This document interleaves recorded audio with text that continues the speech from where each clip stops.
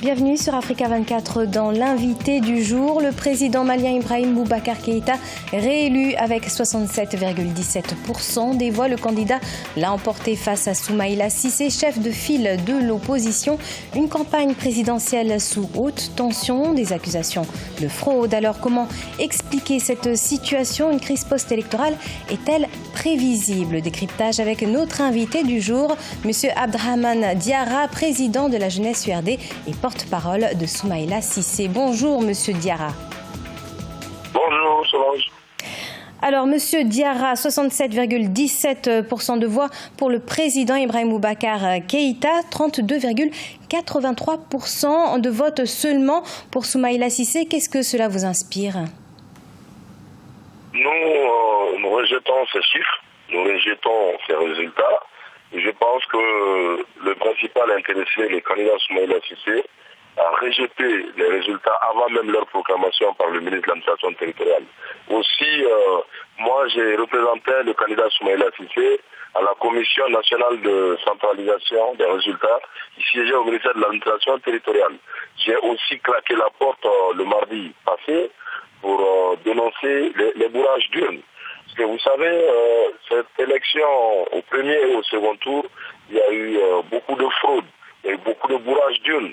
Il y a eu même des résultats électoraux provenant des localités où des bureaux de vote n'ont pas ouvert.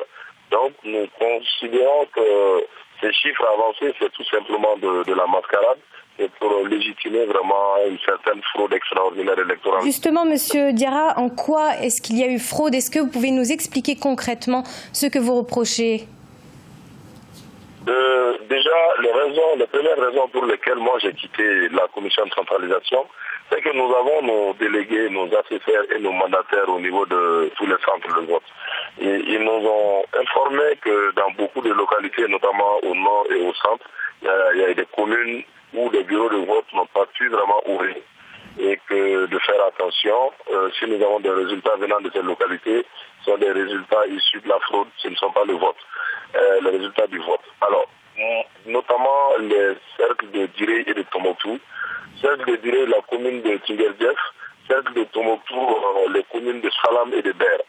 À ma grande surprise, au sein de la commission, quand les préfets ont amené les procès-verbaux physiques des travaux des commissions de centralisation locale, j'ai vu ces communes mentionnées avec des voix inexplicables pour les candidats. Ibrahim Boubacar Keïta, 16 000 par-ci, Soumaïla Cissé, 300 par-là. Donc pour vous, toutes les conditions n'étaient pas réunies en fait pour cette élection? Pardon? Donc pour vous, toutes les conditions n'étaient pas réunies pour cette élection? Toutes les conditions n'étaient pas réunies, mais avec la volonté et la bonne foi, on pouvait aussi bien tenir l'élection. Parce que si à cause de l'insécurité, on n'arrive pas à ouvrir des bureaux de vote, pourquoi faire une mascarade avec quelques individus et attribuer des voix comme si on était en train de noter dans une salle de classe? C'est ce qui est plutôt regrettable. Est-ce que quelque part, Soumaïla Cissé, est-ce qu'il a commis des erreurs, quelques erreurs durant la campagne? Quelles sont les raisons de son échec? Je ne pense pas qu'il ait commis d'erreur. D'abord, s'agissant des bourrages d'urnes et la fraude électorale, Soumaïla Cissé avait pris le devant. Depuis mars, il avait demandé et même écrit aux Nations Unies, à l'Union africaine, à la CEDEAO, pour leur demander de prendre des dispositions pour certifier les résultats des élections présidentielles du Mali, comme ça a été fait en Côte d'Ivoire il y a quelques années. Mais malheureusement, il n'a pas été entendu. Et vous savez, il y a un réel problème dans l'organisation des élections dans notre pays. C'est l'administration territoriale qui est le principal organisateur des élections. Et l'administration territoriale est dirigée par un ministre proposé au président de la République par un premier ministre. Donc il y a conflit d'intérêts forcément. Et ça, je pense que c'est des pratiques que nous devons dépasser. Nous avons fait des propositions dans ce sens depuis 3-4 ans. Malheureusement, les autorités, les pouvoirs publics font vraiment oreilles sourdes vraiment sur ça.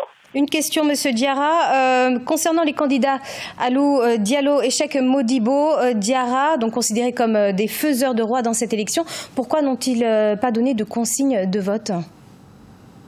Bon, cela s'explique, c'est eux qui connaissent les raisons. Mais ce qu'il faut retenir, qu'il y a des équipes qui se constituent pour soutenir un candidat. Et dès lors que ce candidat n'est pas en lice, les électeurs de ce candidat sont libres de choisir parmi les autres électeurs en choisissant sur la base des programmes et des personnalités de ces candidats. Et nous nous réjouissons de cet état de fait parce que le candidat Cheikh Modibo Diarra a dit qu'il a appelé à l'ascension.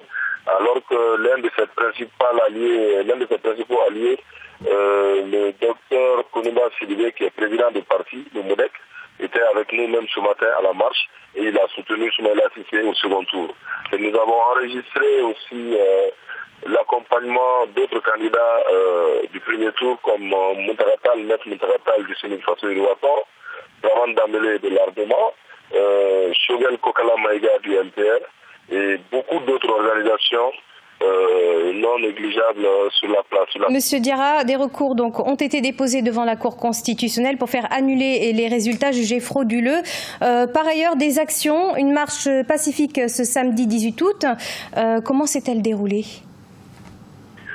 Déjà, avant de vous commenter la marche, je vous parlerai de la conférence d'hier après-midi. Vendredi après-midi à l'hôtel Salam, notre président, le président élu, Soumaïla Cissé, a animé un point de presse.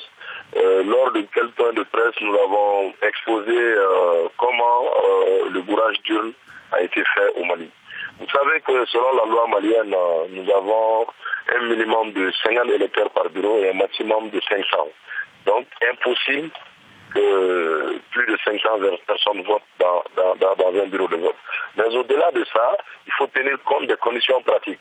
Je prends l'exemple sur la France, qui est un pays en matière technologique, en matière organisationnelle un peu plus en avance sur le Mali. Un électeur vote en France en 4 minutes 40 secondes. Et au Mali, nous avons, lors de notre exposé, nous avons donné des chiffres, des résultats de certains bureaux de vote où les électeurs ont voté en 28 secondes. C'est tout simplement pour dire qu'il y a eu bel et bien bourrage d'urne, il y a eu fraude électorale. Monsieur Diarra, donc nous avons bien compris. Donc vous, votre camp pense qu'il y a eu des fraudes électorales. Des recours ont été déposés devant la Cour constitutionnelle en ce sens. Aujourd'hui, vous faites des actions, une marche pacifique, donc ce samedi 18 août. D'autres actions à venir? Oui, bien sûr. Vous savez, nous sommes dans un état de droit et cela est matérialisé par la Constitution. Et cette Constitution confère des droits à tous les citoyens. Donc, les voies juridiques pour déposer des recours auprès de la Cour constitutionnelle, nos juristes l'ont fait, nous avons déposé des recours. Mais indépendamment de ça, la démocratie et la Constitution nous donnent d'autres moyens, dont les manifestations populaires. C'est pourquoi il y a eu un grand rassemblement de plusieurs dizaines de milliers de Bamakois dans la rue de Bamako ce matin pour dénoncer la fraude électorale, pour dénoncer le bourrage d'urne, pour appeler les autorités à revenir sur les chiffres avancés, à donner les vrais résultats qui reflètent les votes des Maliens qui ont voté pour l'alternance, pour le changement. Merci beaucoup, Monsieur Abdraman Diarra. Merci. Je rappelle que vous êtes le président de la jeunesse URD et porte-parole de Soumaïla Cissé. Merci à vous. Merci. Au revoir. C'était notre invité du jour. Merci de nous avoir suivis. L'actualité continue sur Africa 24.